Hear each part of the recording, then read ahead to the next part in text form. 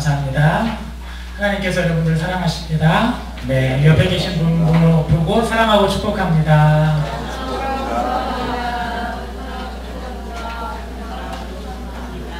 되게 어색하시죠?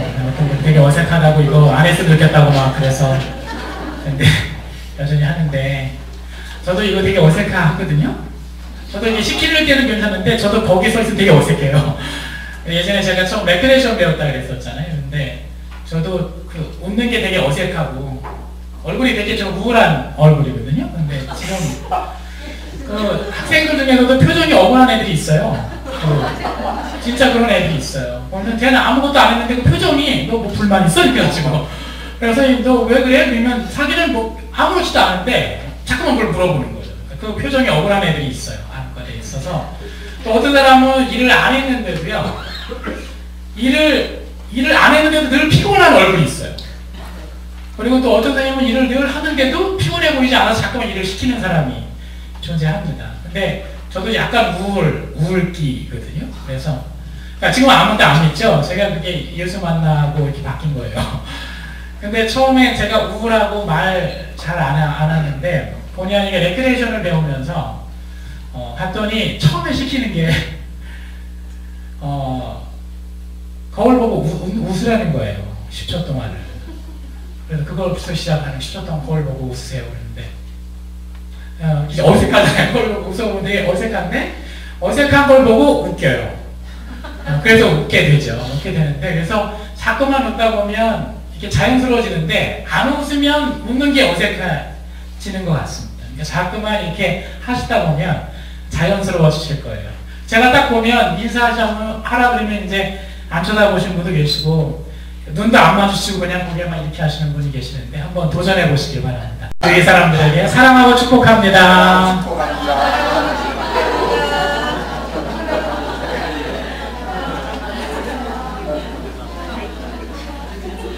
이렇게 한마디 하면 또 달라져요. 네, 오늘 함께 하나님 말씀 나누기를 원하는 것은요, 요셉에 관계된 이야기를 가지고 함께 나누려고 합니다. 특별히 새해도 벌써 2주, 3주가 지났나요? 예, 3주 거의 다 지나가고 있는데요. 기대했던 새해 모습과는 달리 올해 왜 이렇게 화재가 많이 일어나는지, 화재 일어나는 소식이 뭐 교회에서도 그렇고 아파트도 그렇고 분란 이야기 굉장히 많이 나고 또 가족들 가운데 그 참극이 자꾸만 일어났잖아요. 그런 걸 보면서 굉장히 마음이 아픕니다. 특별히 이제 가족 간에 일어나는 그런 비극적인 일들은 좀 가슴을 좀 먹먹하게 하는데 그 이유는 아마 힘들고 험한 세상일수록 최후의 보루라고 생각하는 게 가족이고 가정이라고 생각을 하는데 그 가정과 가족 안에서 자체도 그런 뭐 살해 사건이나 이런 일들이 일어나니까 정말 그 충격으로 이렇게 다가오는 거죠. 아, 그게 최후인데 그게 마지막 우리가 이 힘든 세상 속에서 안식처가 될 수 있고 하는 곳이 여기라고 생각하는데 거기마저도 이런 일이 벌어지게 되었을 때 굉장히 큰 충격이었던 것 같습니다. 경제학 통계에 보면 최근 7년 동안 매년 평균 1,100건의 살인사건이 발생하는데 그 가운데 가족 간에 일어나는 살해가 매해 80건 7년간 611건 통계적으로 보면 살인사건의 8%가 가족 안에서 일어나는 살인사건이었다는 겁니다. 프랑스 2.8%, 미국 2%, 영국 1.5%에 비해서 굉장히 높은 비율입니다. 우리는 더 가족 간에 이렇게 더 강한 유대감이 있다 이렇게 말을 하면서도 불구하고 실제로는 이제 또 다른 그와 다른 또 모습들이 주어진다는 것이죠. 존속살인을 제외하고 부모가 자식을 살해한 경우가 230건으로 가장 높았다고 합니다. 가해자의 98%가 친부모였고 범행 후 절반가량이 스스로 목숨을 끊었다라고 말합니다.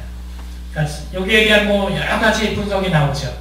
자식을 소유물로 보는 전통적인 사고가 자녀는 내 거니까 결국은 그렇게 했다라고 하는 것과 허술한 사회 안전망 이런 현상을 뭐 벌어지게 했다라고 여러 가지 말들이 나옵니다.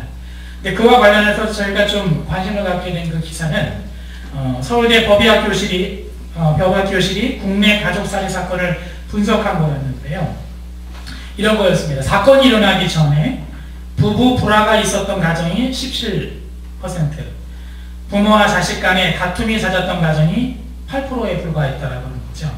그러니까 끔찍한 사건이 발생하기 전에 대다수는 좀 이렇게 보통이거나 화목한 가정이었다라고 하는 겁니다. 사건 당시 66%의 가정에서 가해자가 우울증 같은 정신적인 문제나 경제적인 문제를 갑자기 겪게 되었다라고 하는 조사였습니다. 그러니까 화목했던 가정이 갑자기 어려움에 직면하게 되면 극단적인 선택을 하게 된다라고 하는 그 결론을 맺은 거죠. 그러니까 늘 그게 있었기 때문에 일어나는 게 아니라 그런 것보다도 화목했던 가정들이 갑자기 어려움이 오거나 뭐 경제적인 문제든 다른 문제가 왔을 때 그거에 대한 반응들이 그렇게 나타났다라고 하는 겁니다. 또 학교에서는 가족 살해 비율이 또 이런 거 연구 막 나오잖아요. 우리나라 자살률과 이제 연관성이 있다라고 하는데 그것도 공감은 가요. 자살이라고 하는 것이 자기에 대한 폭력성, 자기 자신을 향한 폭력성이었다면 그 폭력성이 가족을 향하게 됐을 때 이제 가족 살해가 나온다 이렇게 말을 합니다. 어찌 보면 이것이 무엇일까 했을 때는 어떤 것에 대한 거절당함이라고 하는 표현을 좀 쓰고 싶은데요. 사회를 하다 보면 여러 가지 거절당함, 내가 살다가 갑자기 경제적인 어려움이 생겼다거나 아니면 가정 안에서의 문제가 생겼다거나 뭔가 사회적으로나 가정 안에서 이렇게 거절당함의 경험이 생겼을 때 되었을 때에 그 거절당함에 대한 개인적인 반응이 때로는 도저히 난 안 돼, 여기도 다쳤어 여기도 다쳤어 했을 때 그것이 자신을 상하는 것이 자살이라고 한다면 남겨진 가족이 거절당할 것이라는 사회 안에서 어디에서 그거에 대한 반응이 바로 가족 사회로 나타나는 것이 아닌가 하는 생각을 합니다. 며칠 전에 그 부인과 두 딸을 살해한 혐의로 구속영장 시전된 40대 그 가장이 주식 투자에 실패한 뒤에 가족의 미래가 불안해서 이런 범행을 저질렀다고 하는 말도 마찬가지인 것 같습니다. 거절당한다는 거죠. 예스가 아니라 노. 내 삶에 있어서 노라고 하는 거절당함이라고 하는 것을 경험하게 되었을 때 우리는 굉장히 힘들고 고통스러워합니다. 근데 중요한 것은 이게 누구나 다 있다는 거죠. 근데 우리가 거절당하는 것에 대한 뭐라고 할까요? 어떻게 반응해야 될지 우리는 배운 적이 없다는 겁니다. 실제로.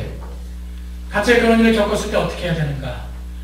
상담소에 찾아가고 여러 가지 하지만 그거에 대한 것을 해결하지 못하기 때문에 그것이 폭력성으로 나타나는 건데 실제로 학교에서 이건 일어납니다. 애들이 분노를 주체하지 못하는 거예요. 늘 이렇게 성공을 갖던 애들이 갑자기 딱 하지 못했을 때 그걸 어떻게 해야 되는지 모르고 또 어떻게 그거를 회복해야 되는지도 모르는 것들이 때로는 폭력으로 나타나거나 개인 우울증으로 나타나거나 여러 가지 방법으로 나타난다라고 하는 겁니다. 어떻게 반응해야 될지 제대로 우리는 배운 적이 없고 그래서 극단적인 선택과 행동을 하게 된다는 겁니다. 우리는 내 의견이 거절당할 때가 있습니다. 또 가족이나 공동체 안에서 내 존재가 거절당하는 경험도 하게 됩니다. 또한 대학교 입시에서 우리는 때로는 거절당함을 경험을 합니다. 또 취업에서 거절당함의 경험을 하고 또 승진에서도 거절당함의 경험을 하고 신앙생활에서도 거절당함의 경험을 합니다. 내가 열심히 주의를 하고 열심히 신앙생활을 했는데 왜 내 인생에는 내 가족에게 이런 일이 일어나냐? 그것도 하나의 거절당함에 대한 모습들입니다. 삶 전체 속에서 우리는 크고 작은 거절을 경험하고 앞으로 또 경험하게 될 겁니다. 그런데 그런 크고 작은 거절들을 우리들이 어떻게 받아들이는가? 또 그 거절들을 어떻게 변화시키는가가 바로 신앙이라는 거죠. 똑같은 그런 거를 바라보고 내게 왜 인생 재수 없어 하고 그냥 끝나고 그거에 대한 반응을 어떻게 될지 몰라서 하는 것과는 달리 이런 거절당함 속에서 우리는 어떻게 이것을 변화시키는 거죠. 변화시키는 모습이 바로 신앙이라고 하는 겁니다. 성경은 죄로 인해서 죽을 수밖에 없고 또한 삶에서 처절하게 거절당한 사람들이 어떻게 살 수 있게 되었는지가 이 성경에 나와 있는 겁니다. 또 거절을 넘어서 어떻게 승리하는 삶으로 살게 될지에 대해서 말하는 것이 바로 이 성경책입니다. 수많은 거절과 좌절 속에 있을 수도 있고 앞으로 있게 될 저와 여러분들이 과연 그 속에서 우리는 어떻게 반응해야 되는가, 신앙인이라면 어떻게 반응해야 되는가를 함께 성경을 통해서 함께 나눠보게 되기를 원합니다. 특별히 오늘 입전 찬송에 불렀던 그 찬송가 있죠. 찬양하라 복되신 구세주 예수 찬양 불렀습니다. 그것을 지은 사람이 바로 환희 크로스비라고 하는 사람입니다. 환희 크로스비는 1820년 뉴욕에서 태어났습니다. 근데 이 사람이 불행한 거는 태어난 지 6개월 만에 그 눈병으로 병원 갔는데 의사가 처방을 잘못해줘서 말 그대로 시각장애인이 되어버립니다. 태어난 지 6개월 만에 잘못된 처방으로 말 그대로 장님이 되고 만 겁니다. 결국은 가난한 집안이었고 뿐만 아니라 한 살이 되었을 때 아버지도 돌아가십니다. 그리고 자기를 거의 일하는 엄마 대신에 자기를 키워줬던, 성경을 읽어주고 기도해주었던 할머니도 11살에 죽게 됩니다. 근데 불우한 가정에서 태어난 누가 봐도 불우한 거죠. 불우한 가정에서 태어난 이 크로스비지만 그 사람은 밝은 성격을 잃지 않았고 이런 거죠. 그 불행에도 하나님의 목적이 있다라고 생각을 합니다. 15살 되던 해에 맹인학교를 들어가면서 자신에게 문학적인 재능이 있다라고 하는 것을 발견합니다. 그리고 95년 동안을 살면서 9천여 개의 찬송시를 썼다라고 하는 겁니다. 크로스비가 지은 찬송시가 그렇게 많은데 우리 이 찬송가에 들어가 있는 곡만 해도요 21곡이 되더라고요. 21곡이 되고 있다가 헌신찬양 부를 찬양도 이분이 지은 겁니다. 그래서 이 크로스비에게 어떤 사람이 물어봤대요. 아니, 하나님께서 당신께 많은 인사를 주셨는데 거기서 한 가지만 더해서 당신의 두 눈을 볼 수 있게 해준다면 얼마나 좋겠습니까? 그랬더니 크로스비가 이렇게 대답을 했답니다. 만약 내가 태어났을 때 하나님께 한 가지 부탁을 할 수 있었다면 나를 아마도 지금과 같이 소경으로 태어나게 해달라고 구할 것입니다. 왜냐하면 내가 영화로운 하늘나라에서 뵙게 될 주님의 얼굴이 제가 가장 처음 보는 얼굴이고 싶기 때문에 그렇습니다. 쉽지 않죠? 자신의 상황과 환경을 원망하지 않고 주어진 상황 속에서 발견하면서 감사하게 살았던 사람이 크로스비입니다. 그 사람이 대단한 것이 아니라 그 사람이 신앙인이었다라고 하는 거죠. 저희들 또한 신앙인입니다. 크로스비가 자신의 운명을 한탄하기보다는 이 비극에서조차도 거룩한 섭리가 있다는 섭리의 표시가 있다라고 하는 것을 영적인 눈으로 보았다라고 하는 게 중요한 거죠. 장님이지만 본 거죠. 그게 다른 것 같습니다. 신앙인이 볼 수 있는 것은 믿음의 눈, 그냥 보통 눈만이 아니라 믿음의 눈이 있고 영적인 눈이 있다라고 하는 거죠. 환경이나 조건들, 그 다음에 우리를 좌절하게 하는 수많은 거절들이 우리를 가둬놓게 될 때가 있습니다. 하지만 왕궁에 살면서도 마음은 감옥에 있는 것 같은 사람이 있고 또 감옥에 갇혀 있으면서도 마음은 왕궁에 사는 것 같은 사람이 존재합니다. 비극적인 인생에도 감사할 줄 아는 사람은 정말 하나님의 신실성이 뭔지를 증명할 수 있는 사람인 거죠. 환경이나 사람의 거절 때문에 꿈이 산산조각난 사람들도 여전히 하나님께서 우리와 함께 하시면서 나눌 특별한 꿈이 있다라고 하는 것을 우리가 알고 있다면 우리는 결코 넘어지고 좌절하지 않을 수 있다라고 하는 사실입니다. 오늘 여러분들이 읽으셨던 창세기서에 있는 말씀은 요셉의 이야기 중에서 굉장히 중요한 말씀이라고 할 수는 없지만 우리에게 더 중요하게 와닿는 이유가 한 가지가 있습니다. 왜냐하면 요셉이 아주 처절하게 거의 거절을 많이 당했는데 아주 정말 처절한 거절을 당한 바로 그 순간이기 때문에 그렇습니다. 하나님께서는 요셉이 감옥에 있게 되었을 때 두 사람을 보내셨습니다.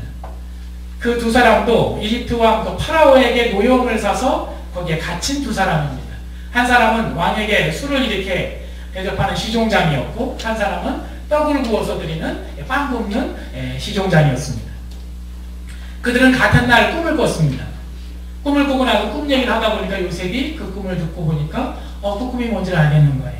그래서 요셉이 그들에게 꿈을 해몽해 주는 이야기입니다. 뭐 내용은 아까 읽은 그대로입니다. 술 맡은 사람은 딱 들어보니 당신은 3일 후에 석방될 겁니다. 그 얘기를 딱 해주니까 이제 빵 맡은 사람이 나도 같은 비슷한 꿈을 꾸었어 하고 꿈 얘기를 하니까 참 요셉도 참 솔직한 건지 눈치가 없는 건지 잘 모르겠어요. 대부분의 꿈 얘기를 하면 좀 불길한 건 이렇게 말 잘 안 할 텐데 너무 솔직하게 당신의 꿈은 3일 뒤에 당신은 목이 매달려 죽을 것이요. 그냥 대놓고 이렇게 얘기를 해준 거죠. 참 대단한 것 같아요.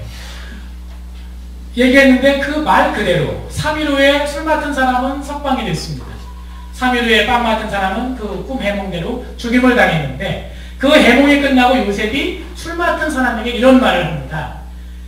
간곡한 말로 당신이 석방이 되면 내가 여기서 2명을 쓰고 여기 들어와서 고생한다는 것을 꼭 말해주어서 내가 꼭 석방될 수 있게끔 꼭 말해달라고 간곡한 말로 부탁을 합니다.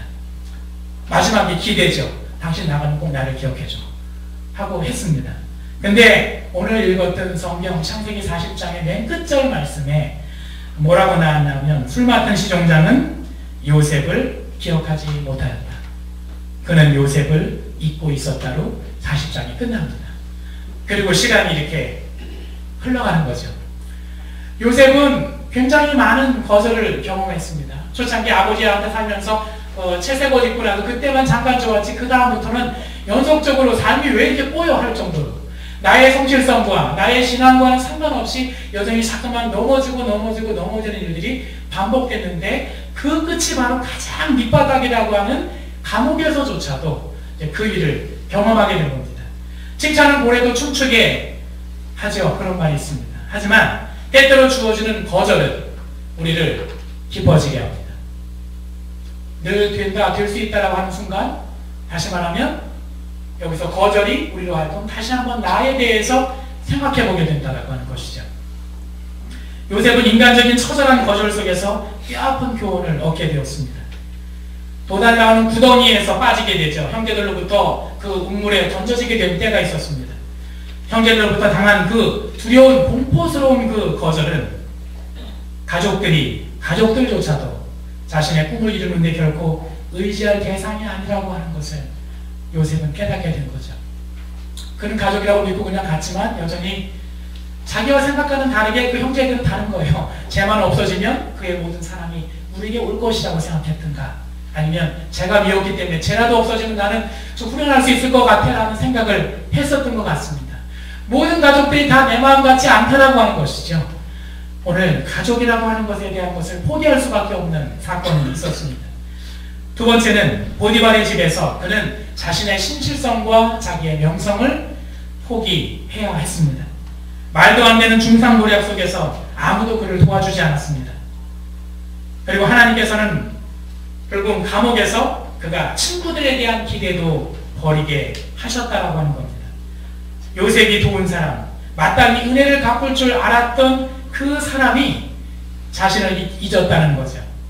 그 어떤 작은 이득도 주지 않았다라고 하는 사실입니다. 그래서 어찌 보면 사람은 사랑해야 할 대상이지 결국 믿어야 될 대상이 아니다라고 하는 것을 깨달았는지도 모릅니다. 참 이건 처절한 것 같아요. 저는 이건 제가 이 말씀 여러 번 드렸는데요. 사람이기 때문에 기대 안 할 수 없잖아요. 그렇죠? 안 할 수 없게 되더라고요. 저도 목회하면서 여전히 기대할 수밖에 없어요. 저 집사님, 저 권사님 이렇게 했는데 어느 순간 항상 이렇게 쳐서 그때 너무나 큰 실망을 많이 하죠. 그럴 때마다 우리는 다시 그래 내가 하나님을 봐야지. 사람이 믿음의 대상이 아니라 사람은 사랑의 대상이지. 우리가 믿어야 될 대상은 하나님이지 결국 사람이 아니다라고 하는 것. 사람에 대한 믿음은 결국은 항상 그게 실망을 겪을 수밖에 없다라고 하는 사실을 깨닫게 되었던 것 같습니다. 이 오늘 감옥에서 겪었던 친구들에 대한 그 기대의 무너짐이 요셉에게 있어서는 굉장히 큰 거절이었습니다. 그래서 그걸 어떻게 알 수 있냐면요. 요셉이 거기서 이제 잊고 있었던 그 기간 동안에 요셉은 거기서 깊어지고 하나님에 대한 간절함이 더 신실함이 생겨게 되었습니다. 나중에 그 바로 왕이 꿈을 꾸고 나서 그 꿈에 대한 것을 다 술객들이 해몽하지 못하자 그 술 맡은 시종장이 이제 그때서야 감옥에서 나의 꿈을 해몽해줬던 그 사람이 있었습니다 해서 요셉의 때와 계획과는 상관없이 하나님의 때에 술 맡은 시종장이 기억을 하고 요셉을 불러왔을 때 바로왕이 요셉을 두고 이런 말을 했습니다. 너가 꿈을 해몽 잘한다며? 네가 꿈을 해몽을 그렇게 잘하고 딱딱딱 맞아떨어진다며? 내게 나의 꿈을 해몽해보아라 했을 때 요셉이 바로에게 했던 말을 보면 요셉이 달라진 게 느껴집니다. 이때 술 맡은 그 관원장의 시종장의 꿈을 해몽해주고 당신 꼭 해몽대로 되면 나를 기억해달라고 했었다면 바로왕 앞에 섰을 때 요셉의 말은 다릅니다. 모든 꿈 해몽은 나에게 있는 것이 아니라 하나님께 있습니다. 하나님께서 선하게 해몽해 주실 겁니다. 거기서는 이걸 하게 되면 나를 모아하세요 이런 것이 사라졌다라고 하는 사실이죠. 분명히 달라져 있는 요셉의 모습을 보게 되는 겁니다. 요셉은 어쨌든 그 감옥 속에서 자신의 인생에서 또다시 깊은 거절을 경험합니다. 다시 한번 삶에 제동이 걸렸습니다. 암울한 터널 끝에 한 줄기 빛도 보이지 않는 그 감옥에서 살게 되었습니다. 그러나 술 맡은 시종장은 요셉을 잊었지만 하나님은 요셉을 잊고 있지 않았다라고 하는 사실을 요셉은 알았었는지 잘 모르겠습니다. 하나님께서 요셉에게 증명하고 싶었던 것은 요셉의 꿈이 이루어지고 그가 명예를 되찾는 데는 술 맡은 시종장의 기억력이 필요한 것도 그의 성실성이 필요한 것도 아니다. 그것을 요셉에게 분명히 말하고 있었는지도 모릅니다. 요셉의 꿈을 이루고 그를 높이는 것은 하나님 홀로 담당하시는 것이다 라고 하는 것을 하나님은 요셉에게 가르쳐주고 있었습니다. 하나님은 우리가 당하는 모든 거절 속에서도 새로운 꿈을 우리에게 허락해 주십니다. 요셉이 감옥에 있을 때 하나님께서는 그에게 그 상황을 최대로 이용하는 것, 거기서 다른 사람을 섬기는 꿈을 허락해 주셨습니다. 거기에 놓여졌다면 왜 내 이 거절의 이 자리에서 난 왜 이럴까가 아니라 그럼 내가 여기 주어진 이 상황에서 나는 무엇을 해야 할 것인가, 이 주어진 상황 속에서 하나님은 나에게 뭘 원하신가를 묻고 거기에서 내게 주신 그 궁극적인 꿈이든 과정적인 꿈이든 그 꿈을 이뤄나가는 일들을 계속 해야 된다라고 하는 사실을 우리에게 보여주고 있는 것입니다. 어떤 장소, 어떤 상황 속에서도 하나님의 손길과 발자취를 우리는 만날 수가 있습니다. 우리의 꿈은 우리가 만나는 모든 상황에 실제를 인정하게 될 때 하나님이 고치시고 공간이 되기도 하고 기회가 되기도 하기 때문에 그렇습니다. 그래서 하나님의 섭리는 인생의 모든 우연성들을 충분히 포괄할 만큼 크다라고 하는 사실을 우리가 기억하셔야 되는 겁니다. 감옥에서 요셉은 자기의 꿈들을 모두 하나님께 드린 것 외에는 대안이 없었습니다. 사람들은 대안이 없게 되었을 때에 하나님께 간절히 매달리게 되는 것 같습니다. 항상 여러 가지 여지가 주어지게 되었을 때는 항상 그 여지에 눈이 가죠. 여기에 전적으로 올인하지 않습니다. 요셉은 여러 가지의 거절을 겪었지만 그 감옥에서의 마지막 희망이라고 했던 그 감옥에서의 거절 속에서 이제 전적으로 하나님께 맡길 수밖에 없게 된다라고 하는, 그래서 거기서부터 비로소 간절함이라고 하는 것이 생기는 거죠. 거기서는 뭐 7통이고 밥통이고 다른 거 필요 없습니다. 그냥 하나님만이 해주실 수 있습니다. 그 모습을 어디서 잘 볼 수 있냐면요, 기도원에 가보시면, 자기 금식기도한 기도원에 가보시면 모든 인생의 막다른 골목 안에서 찾아온 많은 사람들, 기도해서 하나님 들어주지 않으면 저희를 죽을 수밖에 없어 하는 그런 야곱처럼 황도표가 부러지면서도 간절히 외치는 기도하는 야곱의 모습들을 거기서 볼 수가 있습니다. 바로 이 장소가 요셉에게 그런 장소가 아니었나 하는 생각을 하게 됩니다. 우리 또한 내게 주어진 꿈이 무엇이든 모든 하나님께 드려야 합니다. 거절당하고 좌절할 수밖에 없는 상황이기 때문에 더욱더 그렇게 하셔야 됩니다. 왜냐하면 거절당하고 깨어진 꿈조차도 하나님의 손 안에서는 완전한 것이 되기 때문에 그렇습니다.